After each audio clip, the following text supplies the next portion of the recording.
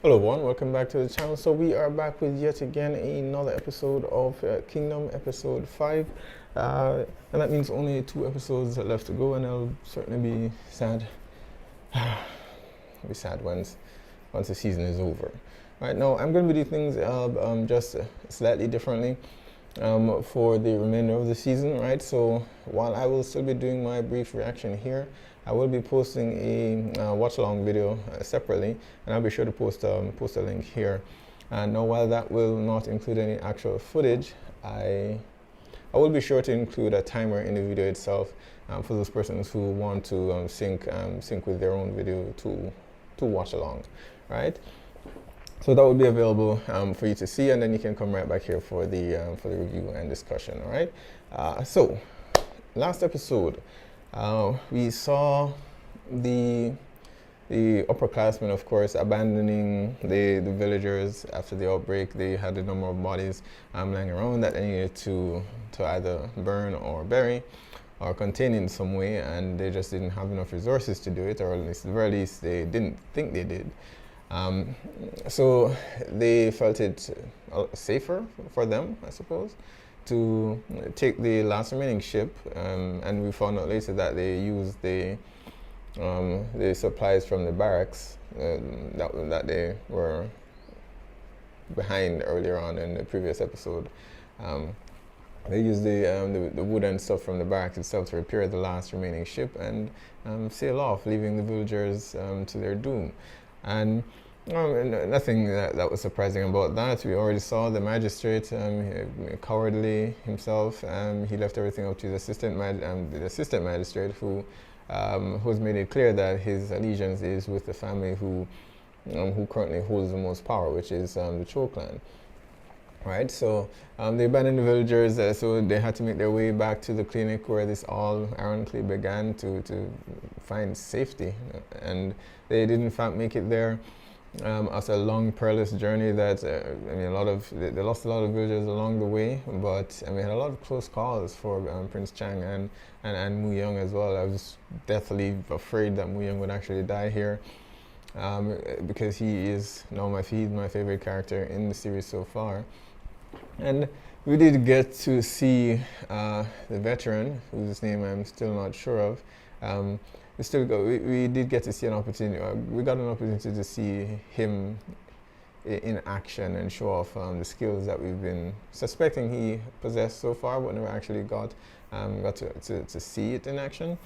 And so and Mu Young, rightfully so, is suspicious of him because of it, because he has seen what he's capable of doing, and he doesn't feel as though he's been completely truthful with him, which I don't understand why he has been. And I mean, it may be a case where he was a part of some sort of rogue squad where he feels shameful of some of the things that he has done in the past. And I believe we'll learn more about him as time goes on, because where they are headed now, it seems, is where he's actually from. While they did make it to the clinic, of course, they weren't safe for very long. The palace guards eventually showed up and demanded the prince, who luckily for us, Mu Young was there, because had he gone out, they would have killed him on the spot. And it made it quite clear that they're willing to kill anyone who is associated or near or close to the prince in any way, shape, or form. They just rained down arrows on the villagers that were inside, and somehow, with the help of the veteran and Mu Young, who seemed to know their signals using some sort of whistle of some sort, and used it to cause confusion while the veteran took them out with his rifle. And I do wish they had finished them off, because now, well, I would say now they know where they're headed, but he did say, the guy leading the party did say that they already know where they were headed, because Cho Hye-Jun had already intersected his message, and so he knows that he's headed towards Hye-Jun, and the war veteran that everyone seems to want on their side. And so Cho Hye-Jun himself is now not rightfully, he's now pissed, because he's now found out that his son is dead, and that Prince Chang is actually responsible. probably not totally responsible since he returned, but I guess perhaps the severed head that they brought him back, maybe didn't make that clear. Well, that part's a bit hazy because I don't think they revert back to human form once they're dead. I can't be too certain of that because they haven't actually seen one up close after they've been killed, right?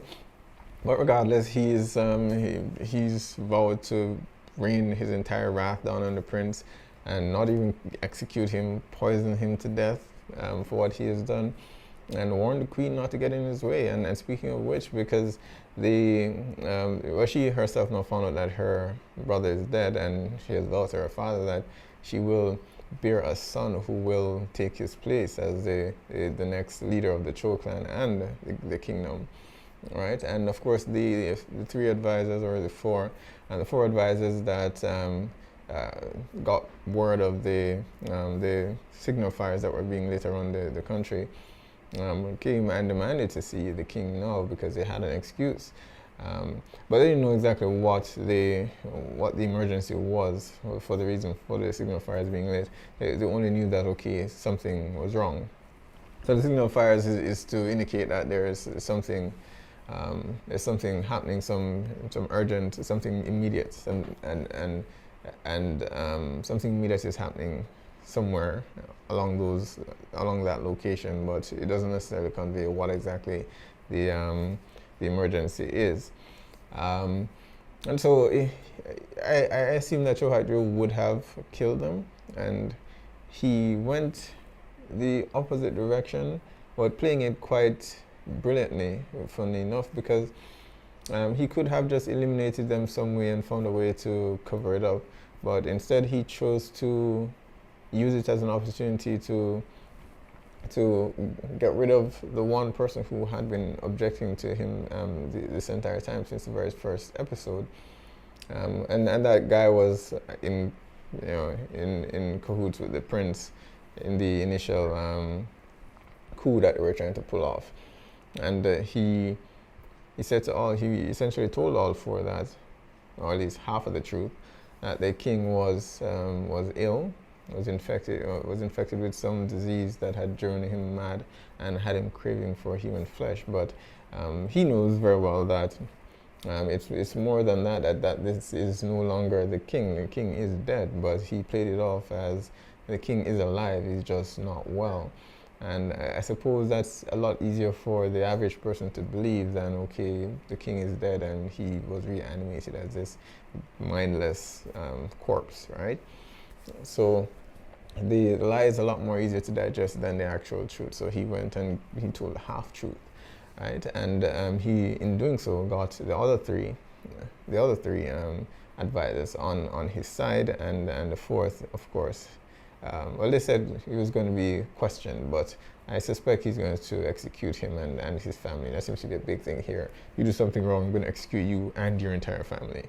And that's just cruel. That's just cruel, right? So we now have all the players on the board now, and it's a race to get to Hye-Jun and see whether or not he will be in support of the prince himself. Who knows? As I mentioned in the last episode, Cho Hye-Jun has said that he's confident that Hye-Jun will not, under any circumstances, work against him.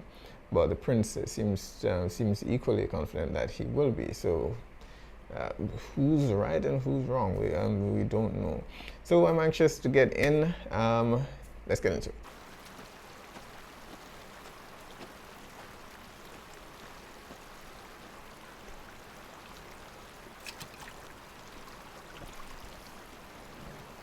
Alright, so it's still just the three traveling together for the good of everyone, I imagine. Well, it should be four, including the veteran. This is a bad 그자는 idea. 돌아왔느냐? Alright. They are missing one. Where's the 아직입니다. veteran? 이름도 모르시죠?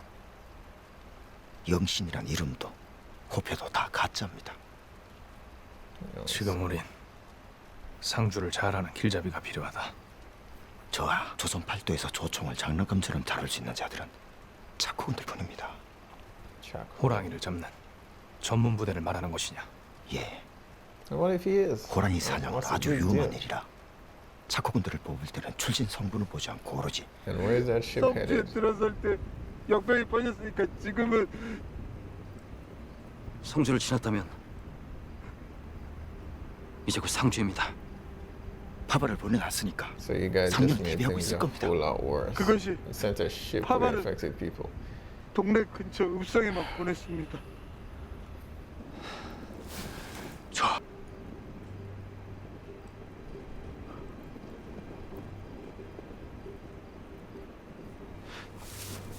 지금 당장 상주로 간다.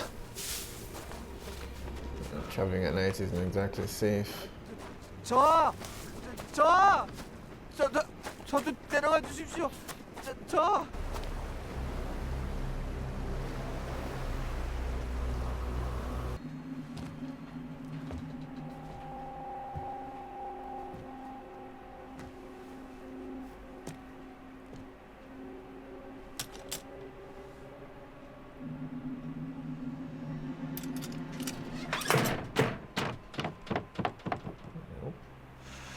일이 비칠갑이 돼 있는데 죽거나 다친 사람들은 모두 어디 간 것이야?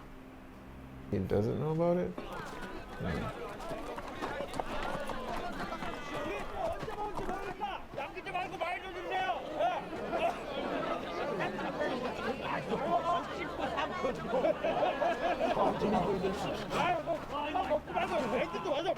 I really hope they're not eating people.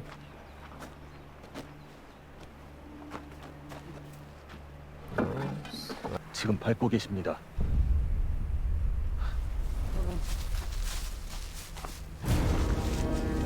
Okay. I guess they brought them there to bury them alongside the bodies. And the sun is about to set.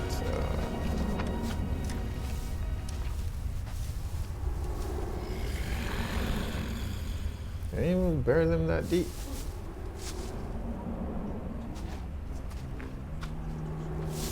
Leave them to deal with them, alright? Because this was their own doing.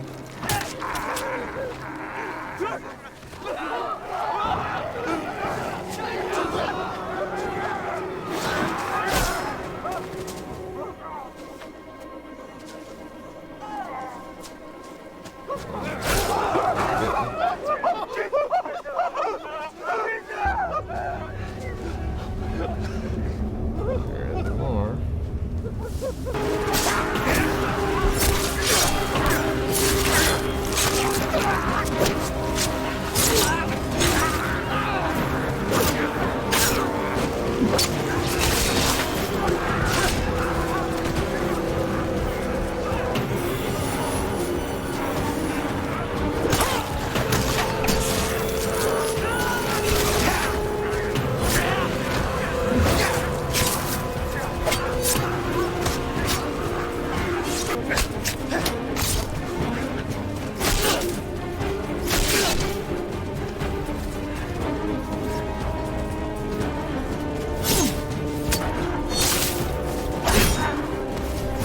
Is that Hye-Jun himself? It is.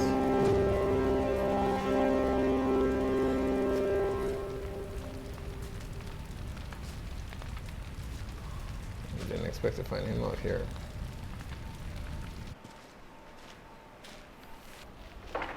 Myung is so cautious, and I'm really glad he's still remain observant. I don't trust An-hyun all that much either.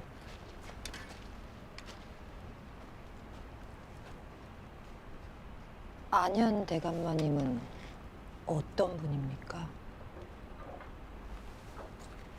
그걸 왜 물어보는 것이냐? 이상하지 않으십니까? 목을 베고 She is the one to 불에 notice. 태우고 능숙하게 그들을 처리했습니다.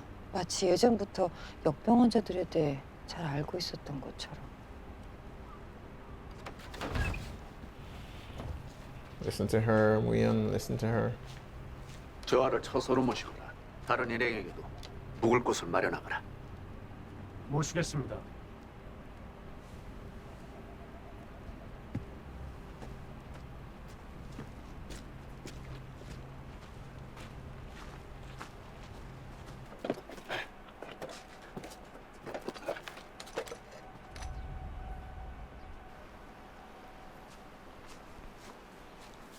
Yeah, given that this veteran is from Sangju, I mean, I do hope, or I think that he has some ideas what An-hyun may be up to.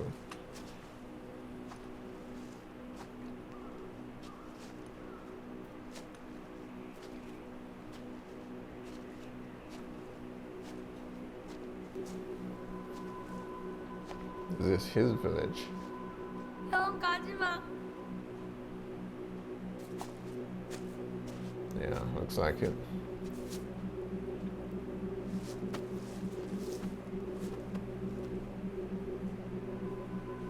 He did mention earlier on episode 1 or 2, episode 2 that all these villagers, what they had to do to survive was to eat the corpses of those that had passed away.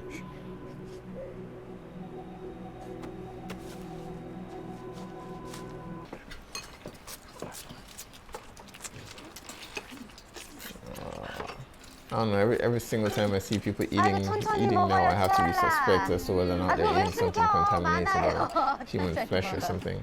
여기는 애가 애를 뵌 것 같네.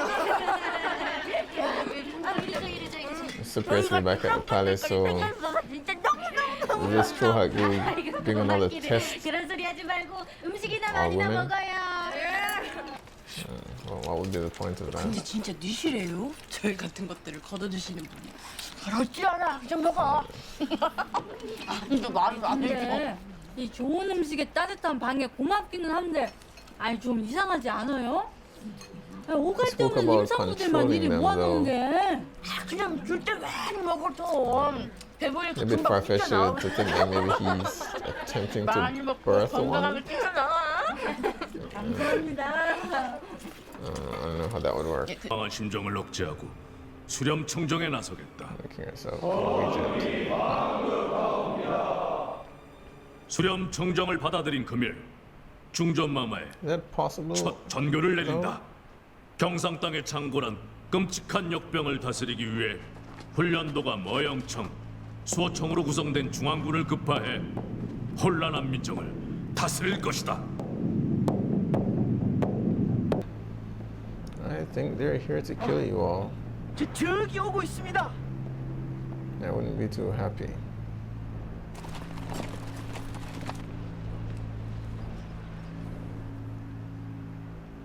He looks worried.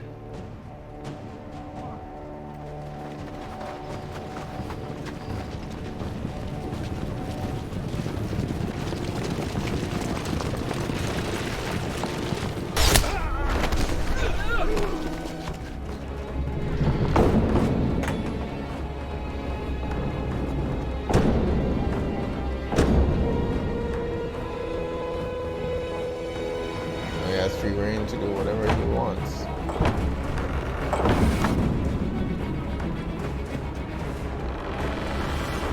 Sealing off. 명을 비롯한 모든 관문을 봉쇄할 것이며 이를 어기거나 반하는 자는 그 자리에서 참하여 국법에 지엄함을 세울 것이다. Generosity.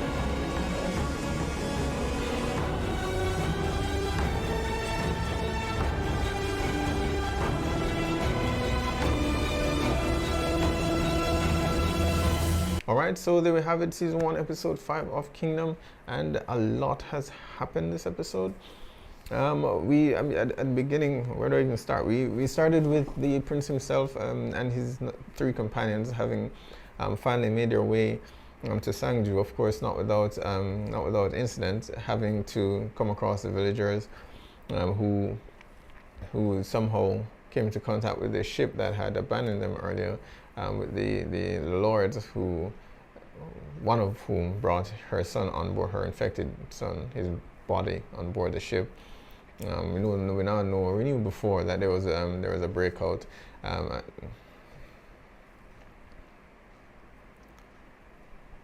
So there we have it, season 1, episode 5 of Kingdom, and a lot has happened this episode. Where to even begin? We began this episode with following Prince Chang and his now 3 companions, and they finally made it to Sangju, of course not without incident, having come across the villagers who somehow came upon the ship containing the upperclassmen who had abandoned the villagers in the last episode. And of course, they were attacked since one of the those on board actually brought her son's body on, and he was reanimated as nightfall came, and he infected everyone on the ship. I thought when we saw that scene that a number of them had jumped ship, and for all we know, some of them could have actually survived. But as far as we know now, the magistrate is the only one who seems to have survived, or he claims that he's the only one who survived. Which is ironic, since he's the most cowardly of the whole bunch that was there. But we met back with him. He advised them that, hey, he jumped ship, but obviously the ship was still on course for its destination and would crash land somewhere near Sung-Kyu. And so Prince Chang himself, decided to make haste to Sung-Kyu to kind of warn them, but they were too late. And the villagers, a village near Sung-Kyu, found the ship. They found a lot of dead, lifeless bodies on board, and of course there was livestock and food and supplies on board the ship as well. So, and I can understand in the given situation, it's a poor village, and a ship shows up on shore with all these supplies and no one to claim it. So of course they decided to make use of all the supplies and resources on it. And as I said before, when I saw them eating, when they entered the village and I saw them eating, I thought they were eating the bodies, because every single time I see someone eating in this series, it's never a good thing. Ever since the very first episode where they were eating the infected body unknowingly, and they were so I don't know, it was just a gross scene. And since then, every single time I've seen someone eating in the series, I'm like, okay, they're eating human flesh, they're eating human flesh, they're eating human flesh. But in this instance, it was just livestock from a ship that they were eating. And of course, they attempted to lie, to say that they were given the supplies by some other party that came through before. But eventually they gave up the truth, but attempted to kill the prince and his companions. And again, it's a poor village who, for the most part, we can assume has been not so much abandoned by the crown, but forgotten for the most part, right? And a lot of these villages are poor and they don't have food. And so when something like that comes, an opportunity like this comes around, of course they're going to do everything that they possibly can to keep it, right? And as it seems to work in this world, of course, those who are above them can essentially just eliminate not just you but your entire family without question for any deed, it seems, even just stealing, right? Something like murder or treason I can understand, but and technically they weren't not stealing. They found it. If someone came to claim it, sure, fine, but they knew what the punishment is, and as one of the villagers said, we've lived long enough to know that what the sentence is for crimes like this. And I might be guilty, but my child isn't, right? And so in fear of their families being executed along with them, they decided to attack them. And either way wouldn't have turned out very well for them, I suppose. I believe all of them died in the fight there because they were just so terrified when the bodies, when night fell and the bodies came back to life. So they were terrified. The majority of them died, if not all of them. And the prince, again, feeling some guilt for that, having seen the villagers die in the last episode, where again he felt some guilt because he could have stepped forward a lot sooner. Although, again, a point I made during that episode, if he had stepped forward, I think his guard Mu-Young was the one that stepped forward, and they still fired an arrow nonetheless. But had he stepped forward, they would have just killed him and then kill the remainder, the villagers in the clinic. I think at this point, Cho Hak-ju is attempting to eliminate him and anyone who knows, who is in his company or knows anything about the virus, or knows too much about the virus and its origins. And I think they're going to question people and ask them, what do you know? They just eliminate them. And so, I mean, the battle ensued, and they were rescued by Hye-Jun and his men. Who Hye-Jun himself, I've said it numerous times. I'm still a bit hesitant to trust him, although the prince seemed eager to, and I can understand why. Because as a child, he called him master, so it seemed as though he was his advisor at some point, or he protected him as a child. So he's very trusting of him. But that may very well be his downfall, because as the female physician pointed out, why exactly is it that his men didn't seem fearful, and didn't seem surprised to see undead men running around? They just came in. They knew to decapitate them and not just injure them, and they knew to use fire to burn them. One of the only two ways to actually kill them. So they knew all of this, and the female physician pointed out to Sung-Ryong, and he brought it to he didn't bring that issue to the prince, but he asked him whether or not Hye-Jun was trustworthy, given that up until this point he hadn't lifted a finger to actually help anyone, or even the prince, despite the number of scholars who were being executed in the name of the supporting the prince, right? But suddenly he's acknowledging the prince as the rightful heir to the throne. And again, it goes back to Cho Hak-ju's comments before about Hye-Jun not opposing him under any circumstances, and here we have the prince believing that he will.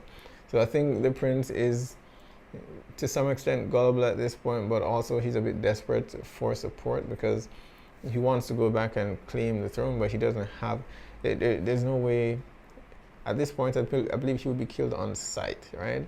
So short of having an actual army to force talks so that he can present the evidence that he has, he doesn't really have a lot of options. So he's eager to trust anybody at this point, and it so happens that Hye-Jun is someone who he has known in the past, a familiar face even, and it's just easier for him to trust him, right? And we now know that Cho Hak-ju's plans are to essentially quarantine everyone outside, or everyone in Sangju, as far as I can tell, because he suspects that is where that's how far the virus has spread, right?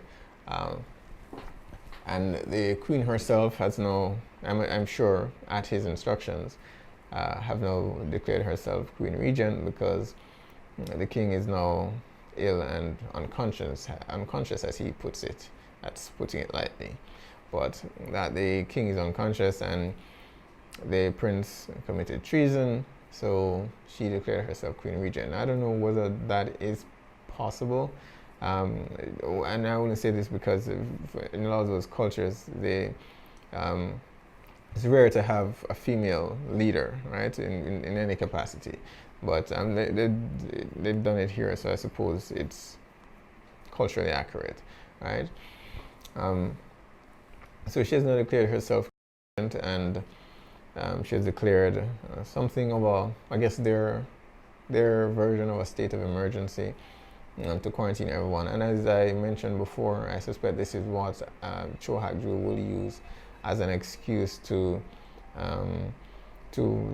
eliminate the prince, more or less, right? Not that he needs it, no, because he's pretty much convinced everyone at this point that the prince has committed treason, and the penalty for that is death. So he already has a reason to kill the prince. He doesn't need to convince anyone now, except maybe those who have fought alongside the prince, who know who he is, right?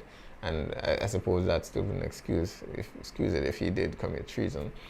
So he doesn't need to use it as a guise to kill the prince, but it's good to have it as a backup plan, I suppose, should things not necessarily go the way he hopes.